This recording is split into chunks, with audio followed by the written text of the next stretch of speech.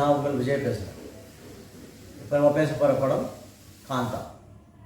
துர்கா சல்மான், பாக்யஸ்ரீ போஸே, சமுத்திரகனி, ராணா தக்குப்பாட்டி, வயாபுரி மற்றவங்க நடிச்சிருக்காங்க. Director Selvamani Selvaraj. Music James Bijoy. Editing Antony.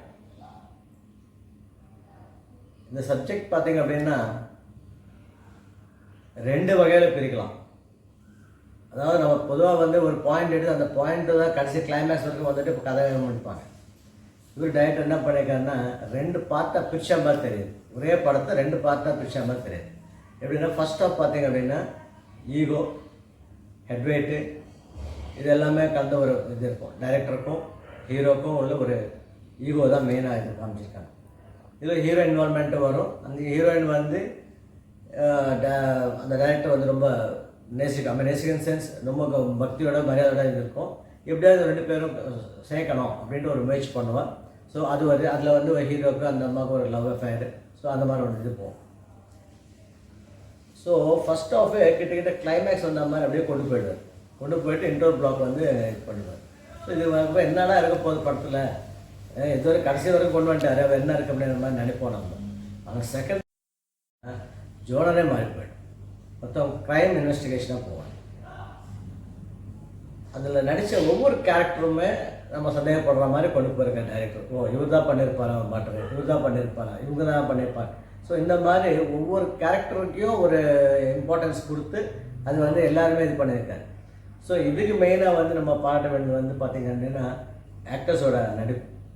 Hero ஆகட்டும், ஹீரோயின் ஆகட்டும், யாராக இருந்தாலும் பர்ஃபெக்டாக பண்ணியிருக்காங்க. அவ்வளோ எக்ஸ்ட்ராடனரியாக பண்ணியிருக்காங்க ஆக்டிங்கு.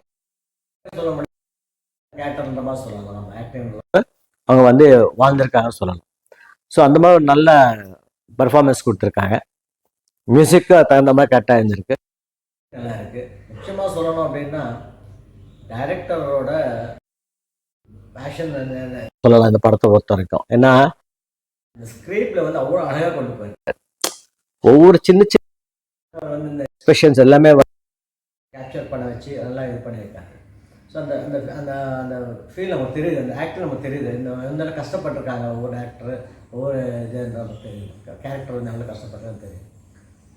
ஃபைனலாக சொல்லணும்னா ஆர்ட் டிபார்ட்மெண்ட் செம்மையாக பண்ணியிருக்காங்க. அதாவது 60s 70s black and white காலத்தில் இருந்திருக்கும்போது அப்போ எப்படி செட்டெல்லாம் போட்டு இது பண்ணுவாங்களோ அந்த மாதிரி ஒரு ஒர்க் பண்ணியிருக்காங்க.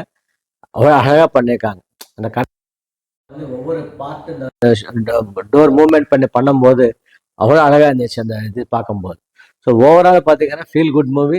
Please do watch in theatres. Thank you, வணக்கம்.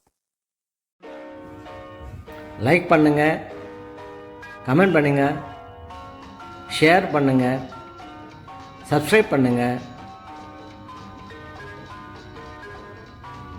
தேங்க்யூ.